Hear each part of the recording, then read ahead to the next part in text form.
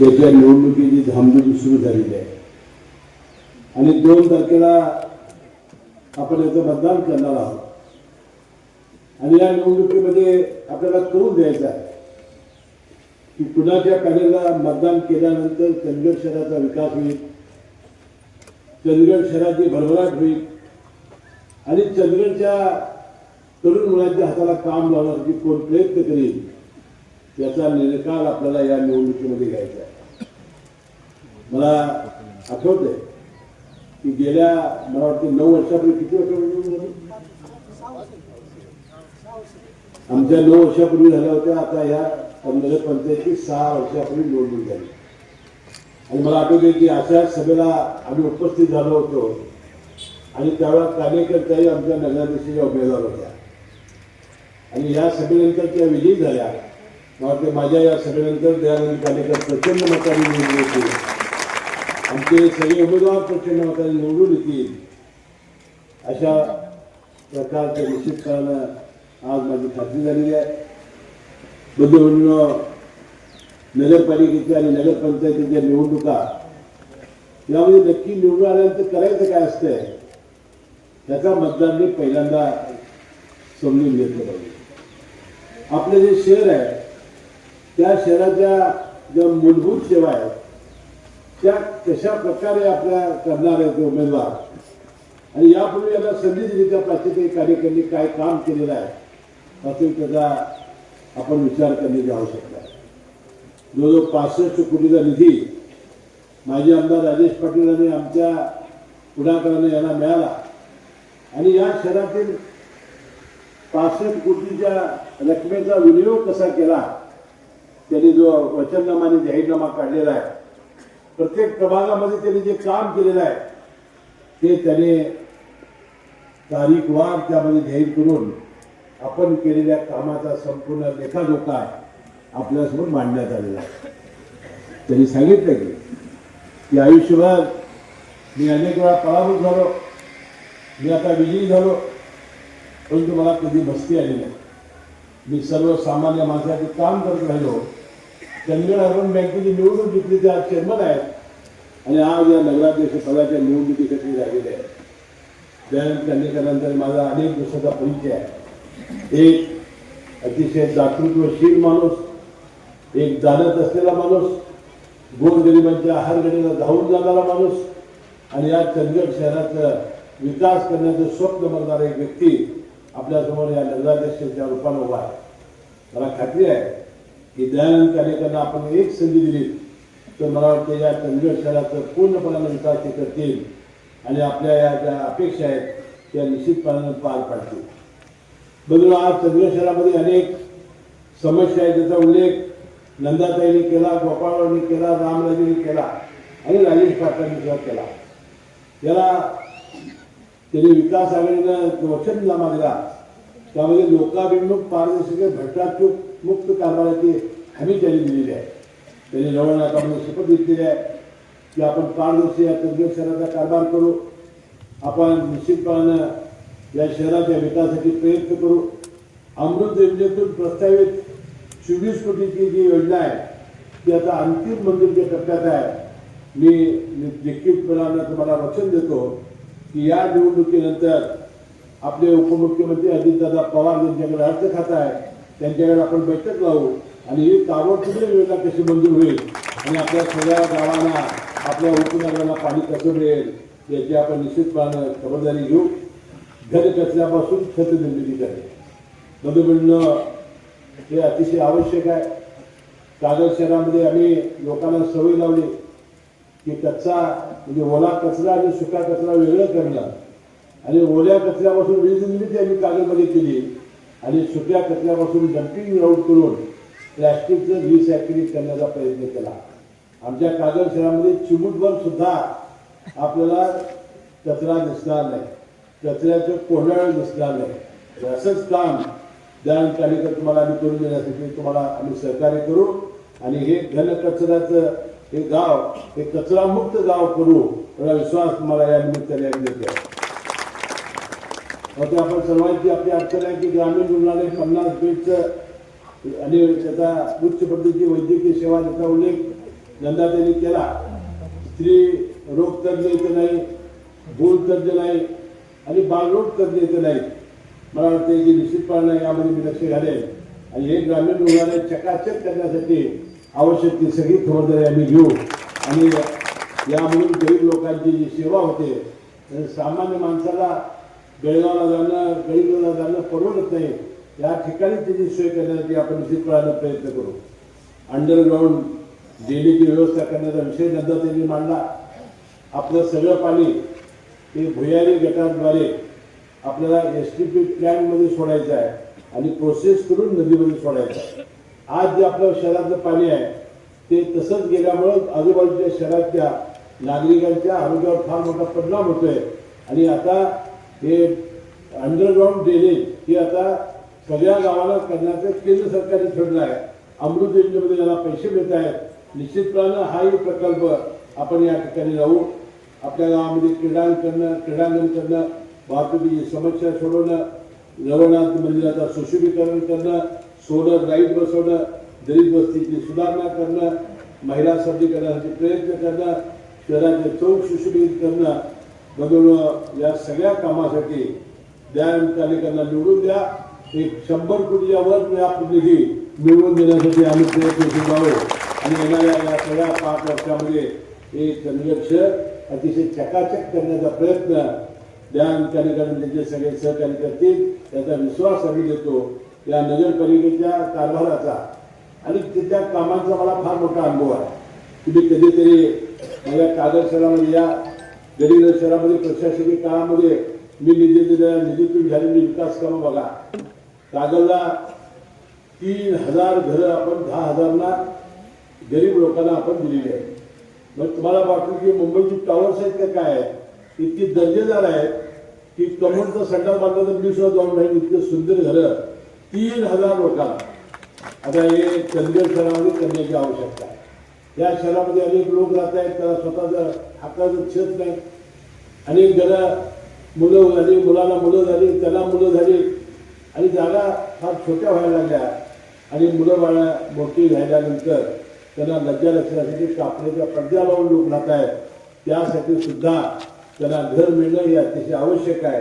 तोही कार्यक्रम आपल्याला हातामध्ये घ्यावा लागेल आणि आपण कागद शहरामध्ये एखादी फेरी मारा की एक पर्यटनाच्या दृष्टीनं 12 महिने धबधबा आपण तयार केलेला आहे. 12 महिने एकेका ठिकाणी फक्त पावसाळ्यापुरता धबधबा असतो, आमच्याकडे 12 महिने धबधबा आहे आणि जवळजवळ 150 एकर जमिनीवर आपण उत्तम आपण जैवविविधता गार्डन केलेलं आहे. अतिशय ॲडव्हेंचरस गेम आणलेले आहेत. अनेक पर्यटनाचं केंद्र उभं केलेलं आहे. मी कशासाठी सांगतोय की दूरदृष्टी असलेले विजनरी लोक तिथे आले तर या शहराचा कसा विकास होऊ शकतो याचं चांगलं आम्ही दयानंद कालेकरांना ट्रेनिंग देऊ आणि गरीब जे चंदगड शहर आपण असाच करण्याचा प्रयत्न या निमित्ताने करू. आपले जे अनेक प्रश्न आहेत ते सोडवण्याचा प्रयत्न दयानंद कालेकरांनी सगळे आपले नगरसेवक करतील याचा विश्वास मी निमित्ताने व्यक्त करतो. बंधुभगिनींनो, फक्त विकास कामं केली म्हणजे मतं मिळतात यावर माझा विश्वास नाही. नुसती विकास कामं केली असती तर राजेशाही निवडून द्यायला पाहिजे होते. परंतु याबरोबर आपल्याला गोरगरीब आणि सामान्य माणसाच्या ज्या योजना शासनाच्या आहेत ते राबवण्याचा प्रयत्न आपण केला पाहिजे. जोपर्यंत गोरगरीब आणि सामान्य माणसाच्या साठी आपण धावून जाणार नाही तोपर्यंत लोक तुम्हाला विश्वास ठेवणार नाही. मी सलग 6 वेळा निवडून आलेला आमदार आहे. किती वेळा? माझ्यासारखा सामान्य अल्पसंख्याक माणूस सलग 6 वेळा निवडून येतो. त्याचं गमत काय आहे? बंधू भगिनींनो, कागल विधानसभा मतदारसंघातून 4 वेळा आणि गडिंगनगर उत्तर विभाग आल्यानंतर 4 वेळा आणि कागलमधून 6 वेळा असं 6 वेळा मी निवडून आलेलो आहे आणि राज्याच्या मंत्रिमंडळामध्ये मी 21 वर्ष आहे. मला जेव्हा पहिल्यांदा संधी मिळाली तर मी आमदारांतर 3-4 महिन्यात मला संधी मिळाली. माझ्या विशेष सहाय्यक खाता मी त्या आधी पंचायत समिती सभापती होतो. मी जिल्हा पंचायत सदस्य होतो. मी जिल्हा मध्यवर्ती बँकेचा 40-45 वर्ष संचालक आणि आज चेअरमन आहे. म्हणून मी बघितलं की समाजामध्ये असे घटक आहेत की जे गरीब माणसं आहेत त्यांना या शासनाच्या मदतीची फार मोठी गरज आहे. आपण स्वतः पैसे देऊन त्यांचं जीवन घडणार नाही. म्हणून संजय गांधी योजना ही बॅरिस्टर अंतरे साहेबांनी सुरू केलेली होती त्यामध्ये 80 सेंट चालू केली होती. त्यामध्ये अनेक त्रुटी होत्या. म्हणून एक खातं मी घेतलं आणि त्यातल्या सगळ्या त्रुटी दूर करण्याचा प्रयत्न केला. विधवा भगिनीचं सर्टिफिकेट आणलं, नवऱ्या मिळालं, तर तिला पेन्शन कायदा राज्यामध्ये आला. 65 वर्षाच्या जे परित्यक्त्या आमची भगिनी आहे ती नवऱ्याने सोडलेली. पहिल्या योजनेमध्ये सूट किती कोर्टात आणायची होती, तो आपण नियम बदलला. गावाचा कुणी प्रमुख माणूस सरपंच पोलीस तलाठी ग्रामसेवक लिहून दिलं की अमुक भगिनी परित्यक्त्या नवऱ्याने सोडलेली आहे, तिला पेन्शन कायदा राज्यामध्ये आपण आणला. 65 वर्षाची वरची आई वडील, त्याला मुलं बघत नाही, तुला बघत नाही, पोटाला घालत नाही, औषधाला पैसे देत नाहीत. अतिशय मोठं दुःख त्यांचं होतं. महाराष्ट्रात जे पहिलं राज्य आहे की 65 वर्षाच्या वरच्या आईला आणि 65 वर्षाच्या वरच्या वडिलाला एकत्रित पेन्शन देणारी योजना या राज्यामध्ये मी आणली. त्याचं नाव श्रावणबाळ ठेवलं आणि राज्यावर माझं नाव श्रावणबाळ ठेवलं. चौथा घटक होता दिव्या. जन्मापासून डोळे नाहीत, मतिमंद मुलं जन्मत आहेत, कान नाहीत, हात नाहीत, पाय नाहीत. म्हणजे आई वडील आयुष्यभर त्याचं वगैरे वाटत.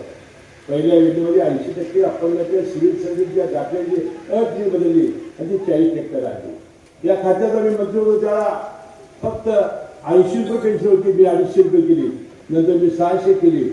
आपले मुख्यमंत्री आज येत आहेत, त्यांच्या काळाची 1000 रुपये झाली. आणि पुन्हा आपलं भाग्य बघा, 2 जुलै 2023ला आमचे नेते अजितदादा पवार यांच्या नेतृत्वाखाली आम्ही वित्तशास्त्राला पाठिंबा दिला. पुन्हा सत्तेमध्ये सामील झालो. ते खातं मी पुन्हा मागून घेतलं आणि 15 जुलै 2023ला 1500 रुपये पेन्शन देणारा कायदा करण्याचं भाग्य आपल्याला लागलं. आता यामध्ये 3 त्रुटी आहेत. एक आहे 21,000 रुपये उत्पन्नाचे मला 50,000 रुपये करायचे आहे. 1500 रुपये जे पेन्शन मिळते ती 2,000 रुपये करायचे आहे. 65 वर्ष वय आहे त्याचं 60 वर्ष करायचं आहे. आज हे खातं माझं नाही, तुझं राष्ट्रवादीकडे एक खातं आहे. त्या भविष्यामध्ये या लवकरात लवकर ह्याही त्रुटी आपल्याला दूर कराव्या लागतील आणि घराघरात गावागावात झोपडीपर्यंत आपल्या सगळ्या कार्यकर्त्यांनी सहभागाच्या या योजना राबवण्याची आवश्यकता आहे. दुसरं खातं माझ्याकडे विधी न्याय खातं. बोललो ते कायदा खातं. मी काही वकील नव्हतो तरी खातं माझ्याकडे देण्यात आलं. त्यामध्ये कायदा होता. या राज्यामध्ये असलेल्या पब्लिकच्या टॅक्ससाठी नोंदणी झालेल्या दवाखान्याने मोफत 10% गोरगरिबांच्यावर उपचार आणि ऑपरेशन करायचे होते. त्याला जमिनी मोफत दिल्या होत्या दवाखाने मालाला. त्यांना पाणी वीज याच्यामध्ये सवलत दिली होती. त्याला इन्कम टॅक्स, सेल टॅक्स, व्याज सगळं माफ केलं होतं. आणि सरकारने काय अपेक्षा केली होती की अशा दवाखान्याने 10% म्हणजे 100 पेशंट आले की 90 लोकांना पैसे द्या आणि 10 लोकांना मोफत करा असा कायदा होता. ते मोठ्या उद्योगपतीने मोठ्या डॉक्टरांचे दवाखाने होते. एक दवाखाना याची अंमलबजावणी करत होता. या खात्याचा मंत्री म्हणून मी विधिमंडळात कायदा आणला. जर शेकडो कोटी सवलती दवाखाने घेणार आणि गरिबांच्यावर मोफत उपचार जर करणार नसतील तर त्यांना 6 महिन्याची सक्ती शिक्षा आणि 50,000 रुपये दंड करणारा कायदा मी या राज्यात केला. गेल्या 18 वर्षात लाखो लोकांचे ऑपरेशन मोफत व्हायला लागले. आज मी दर आठवड्याला 25-30 पेशंट गंभीर आजाराची मुंबईला घेऊन जातो. त्याला मी राहायची व्यवस्था केलेली आहे. बंधू म्हणून त्याला दाखवायला माणसा 15 नेमलेली आहेत. एखाद्या दवाखान्याला ऐकलं नाही तर तुरुंगात कसं घालायचं मला माहिती असं माझं ते ऐकतात. बंधूला तुम्हाला रोग होऊ नये अशी रवळनाथाकडे प्रार्थना करतो. झालं तर घालणार मायाला या, मी तुम्हाला मुंबईला घेऊन जाईल. मोठ्यातल्या मोठ्या दवाखान्यामध्ये ऑपरेशन करून सुखरूप गावात आणून सोडण्याची जबाबदारी हसन मुश्रीफ तुमच्या मुलांना आणि भावाला उचलली आहे. त्यामुळे चिंता करण्याची आवश्यकता आहे. त्याशिवाय युक्तिशास्त्राने दुसरा एक निर्णय घेतला की 1.5 लाख रुपयाची महात्मा फुले योजना होती ती 5 लाखाची केली. त्यानंतर नरेंद्र मोदी साहेबांनी 5 लाखाची आयुष्यमान भारत योजना. आज गडिंगजमध्ये बेळगावला आपल्या या दवाखान्यामध्ये कोल्हापूरला इंडिपेंडेंट दवाखाने झालेले आहेत. आता हृदयविकार किंवा मेंदू मनका या आरोग्यासाठी कुठेही तुम्हाला आता मुंबईला यायची गरज नाही. आपण इथंच त्याची अंमलबजावणी करतो. म्हणून हा कायदा कशासाठी केला सरकारने की एखाद्या गरीबाच्या घरात हृदयविकार आला तर ऑपरेशनची पाळी आली, मेंदू मनका कॅन्सर किडनी लिव्हर ब्रेन लाखो रुपये लागतात. गरीब माणसं एकाला आणणार कुठल्या. म्हणजे यामुळे सुद्धा झालं. दरवर्षी मी जवळजवळ 1000-2000 लोकांचे ऑपरेशन करतो आणि दिवाळीला त्यांना शतायुषी भाऊ म्हणून मी त्यांचा कार्यक्रम देतो आणि त्यांचं ते जिवंत राहिल्याबद्दल 100 वर्ष जगावं म्हणून मी त्यांचा सत्कारही करतो. म्हणून तिसरं खातं आलं माझ्याकडे कामगार खातं. या कामगार खात्याच्या माध्यमातून अनेक निर्णय मी घेतले. तो सगळ्यात चांगला आणि अभिमान वाटता निर्णय जो घेतला तो बांधकाम कामगारांचा कल्याण करणारा कायदा. ते मंडळ स्थापन मी केलं. हा केंद्राचा कायदा होता, राज्यात त्याची अंमलबजावणी होत नव्हती. म्हणून राज्याच्या सरकारच्या तिथं एक पैशाला मी हात लावला नाही. 10 लाख रुपयाच्या वरच्या कसल्याही बांधकामाला सरकारी किंवा खाजगी रस्ते, कालवे, धरणं, मेट्रो, ट्रेन त्याला 1% सेस त्या कामगार कंत्राटदारांना जिथं बांधकामाला परवानगी मिळतं तिथं भरण्याची अट मी केली आणि हजारो कोटी रुपये म्हणून या शेसच्या माध्यमातून जमा झाले. 21 कामगारांचा समावेश त्यात केला. गौंडी, शिंपलीवाला, काच बसवणारा, फॅब्रिकेटर, वाळू काढणारा, दगड फोडणारा, कुंभार, वीट करणारा म्हणजे या सगळ्या कामगारांना घेतलं. ही ऑनलाईन योजना केली. नोंदणी झाल्यावर त्याला 2 पेट्या देण्याची योजना आपण आणली होती. अत्यावश्यक आणि सुरक्षा संचाची. त्यानंतर त्याची पत्नी गरोदर असेल आणि बाळंत होणार असेल तर नैसर्गिक बाळंतपणाला 15,000 ऑनलाईन आपण द्यायला सुरुवात केली. सिजरीला 20,000 रुपये द्यायला सुरुवात केली. मुलं झाली तर 1ली ते 7वीपर्यंत 2,500 मुला-मुलीला वर्षाला, 8वी ते 10वीला 5,000 रुपये मुला-मुलीला, 11वी ते 12वीला 10,000 रुपये मुला-मुलीला, कॉलेजला 20,000 मुला-मुलीला, MBAचं ऍडमिशन घ्यायचं झालं तर 1,60,000 मुला-मुलीला आणि कसल्याही डिप्लोमाला ऍडमिशन घ्यायचं तर 60,000 वर्षाला या मुला-मुलीला शिष्यवृत्ती देण्याचा कायदा आपण केला. आणि मी सहज परवा विधानसभेच्या निवडणुकीची माहिती घेतली. कागद विधानसभा मतदारसंघामध्ये अशी शिष्यवृत्ती विद्यार्थ्यांच्या खात्यावर किती जमा झाली तर 89 कोटी रुपये जमा झालेले होते. म्हणून अपघाती मृत्यू झाला त्याला तर 5 लाख रुपये त्याच्या वारसाला. कशानेही नैसर्गिक मृत्यू झाला, हार्ट फेल, कॅन्सर किंवा हार्निया बिर्निया कशाला तर 2 लाख रुपये त्याच्या वारसाला. जुनीमुळे मृत्यू झाल्या त्याच्या विधवा पतीला 2,000 रुपये महिन्याला असं 5 वर्ष पेन्शन मंडळ देते. MSCIT परदेशी शिक्षण मंडळ मोफत करते. एका मुलीच्या लग्नाला 51,000 रुपये मंडळ देते. बंधू भगिनीनं घर बांधायला ग्रामीण भागात 2 लाख, शहरी भागात 2.5 लाख हे मंडळ देते. त्याशिवाय दुपारच्या वेळेला या कामगारांना ताजं अन्न मिळणार म्हणून मी मध्याह्न भोजनाची योजना आणली. कॉन्ट्रॅक्टरनं सेंट्रल किचन शिजवायचं आणि साईटवर घेऊन त्याला वाढायची अशी आपली योजना होती. बंधूवरती शाकाहारी होती. आपले कामगार खाटकूट खाणारे. जेवण राहायला लागलं, आंबायला लागलं, ते जेवण कॉन्ट्रॅक्टर वाढायचा आणि त्याचा परिणाम असा झाला की सरकारची बदनाम व्हायला म्हणून आपण बंद केलं आणि आपण सुरू केलं 30 पिवर्स स्टेनलेसच्या भांड्याचा सेट लग्नाला रुकवत देतात तरी सुरू केलं. बोला आता पैसे किती आहेत? 14,000 कोटी आहे. नॅशनल बँकेत 7-7% व्याज मिळते आणि कामं प्रचंड सुरू असल्यावर महिन्याला 300-400 कोटी सेट गोळा होते. एवढा प्रचंड निधी म्हणून अजूनही अनेक योजना आहेत की आता सांगत होतो की बराच वेळ मला मुरगुडला सगळ्याला पोचायला. बंधूंनो वैद्यकीय शिक्षण खातं माझ्याकडे आलं. बंधूंनो मी एकच उदाहरण तुम्हाला सांगेन. एखादा मंत्री तळमळीन आणि पारदर्शी कारभार करायला लागला तर किती काम होऊ शकतो. नंदादेला मी निमंत्रण करणार आहे पुढच्या वेळेला की CPR आपला सगळ्यात कोल्हापूरचा मोठा दवाखाना 1885 सालचा. बंधू मी जेव्हा पहिल्यांदा एखाद्या मंत्र्याला भेट द्यायला गेलो तर बंधू सगळीकडे घाण, ते रस्ते उकडलेले, पाणी तुंबलेलं गटरीचं, तिथले स्वच्छता घरातलं सगळं तुंबलेलं, त्यात बोळे बेळ फेकलेले आणि नातेवाईक त्या पायऱ्यावर झोपलेले. आज जाऊन बघा बंधूला एखादा जसलोक बॉम्बे हॉस्पिटलमध्ये आलो की काय अशी अवस्था त्या CPR तुम्ही केलेली आहे. 250 कोटी रुपयाला निधी दिला. पुढच्या महिन्यात निवडणुकीचं आपण लोकार्पण करणार आहोत. मी नंदा त्याला निश्चित करतो, निमंत्रित करेन. ते काय डॉक्टर आहे. त्या बाबतीत पूर्वीचं काय CPR होतं आणि आज CPRचं रुपये काय बदललं. कैलासभाई दिग्विजय खांडेकर साहेबांनी राजर्षी शाहू शासकीय महाविद्यालय तिथं सुरू केलं. परंतु तिथं फार विद्यार्थ्यांची शिक्षणाची जागा नव्हता म्हणून शेंडा पार्कला आपण जमीन घेतली आणि बंधूंनो शेंडा पार्कमध्ये काय केलं आपण. 1100 बेडचं आपण हॉस्पिटल घेतलेलं आहे. 600 बेडचं जनरल, 250 सुपर स्पेशालिटी आणि 250 कॅन्सर. 11 फास्टेस्ट काम चालू आहे. येणाऱ्या 2 वर्षात हे दवाखाना पूर्ण झाल्यावर मी तुम्हाला विश्वास देतो की कोल्हापूर जिल्ह्यातल्या एकाही माणसाला मुंबईला जायला लागणार नाही अशी व्यवस्था त्या ठिकाणी आपण करून लागली. तिथं मुलांची सोयी होती. सगळे हॉस्टेल तयार केले. तिथं रेसिडेन्सी डॉक्टरांचे आपण निवासस्थान तयार केले. तिथं मुलामुलींचे हॉस्टेल्स अनेक तयार केले. आपण त्या CPRला जवळ 12 OT नव्यानं तयार केल्या, मॉड्युलर OT. त्याशिवाय study room, examination hall, mortuary, auditorium, काहींना माहिती असेल त्या MBBS त्या MS MD वगैरे झालेल्या आहेत. म्हणजे या सगळ्या व्यवस्था आता केल्या आणि जवळजवळ 1200 कोटी रुपये खर्च आपण गेल्या 2 वर्षामध्ये केला. म्हणजे माझं म्हणणं काय की जर खरोखर तळमळ असेल तर हे काम होऊ शकते. आणि म्हणून मी कर्मचाऱ्यांना सांगेन की असं काम करायचं असेल तर आपण आमच्यावर विश्वास ठेवा आणि मी मगापासून सगळ्या वक्त्यांची भाषणं ऐकल्यानंतर मी हटकूनच गेलो की आपल्या या शहरामध्ये आणि आपल्या तालुक्यात एवढी दहशत. अहो, डॉक्टर बाबासाहेब आंबेडकरांनी काय शिकवलं, महात्मा गांधींनी आपल्याला काय शिकवलं आणि कसं आपण करू शकतो. मला खरोखर आश्चर्याचा धक्का बसला राजेश पाटलांचं भाषण ऐकल्यानंतर, नंदाताईंचं भाषण ऐकल्यानंतर. म्हणून आपण चालू कुठं, कशासाठी राजकारण समाजकारण करायला लागलो. आपण समाजकारण राजकारण करायला लागलो लोकांना सबल करण्यासाठी. आपण राजकारण समाजकारण करायला लागलो लोकांच्या जीवनात चांगले दिवस आणण्यासाठी. हे कसं राजकारण. आणि मी स्वतः मुख्यमंत्र्यांना भेटून सगळं कानावर घालीन आणि तुम्हाला त्रास होणार नाही याची काळजी असं मी स्वतः घेईन या विश्वास होतो. आणि रामराजेने आता सरकारवर टीका केली होती त्याची मी समज नाही. तर आम्ही युती सरकारमध्ये सामील आहोत.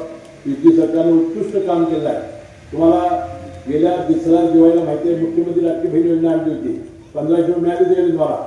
मित्रा के हात वगैरे हो गया रामराजे आम्ही केलं. गेल्या दसऱ्या दिवाळीला आईला 7,500 मुलीला 7,500 मिळाले. 15,000 घरा आणि काय बाजारपेठा फुल. नवऱ्याकडे पैसे मागायचे पाहिजे नाही साडीला, त्याला दुसरं घेतलं नवऱ्याला मागून. आणि आम्ही 43,000 कोटी रुपये खर्च करून आजपर्यंत एकही महिना चुकवलेला नाही. आणि 21 रुपये दिलं उदाहरण तुम्हाला आम्ही दिलेलं आश्वासन येणाऱ्या या निवडणुकीमध्ये. आता तेही सांगतील आम्ही केलं, आम्ही सांगतो आम्ही केलं. आमचा अर्थ म्हणजे ते म्हणतील तिघांनी आणला. समजा जर पटलं टकाटाकट दाबले तर मी या राज्याचा मंत्री आहे, ते मुख्यमंत्री आहे. परंतु नारळ निवडून आला की लवकरात लवकर तुम्हाला 21 रुपये राहणार नाही. मी तुम्हाला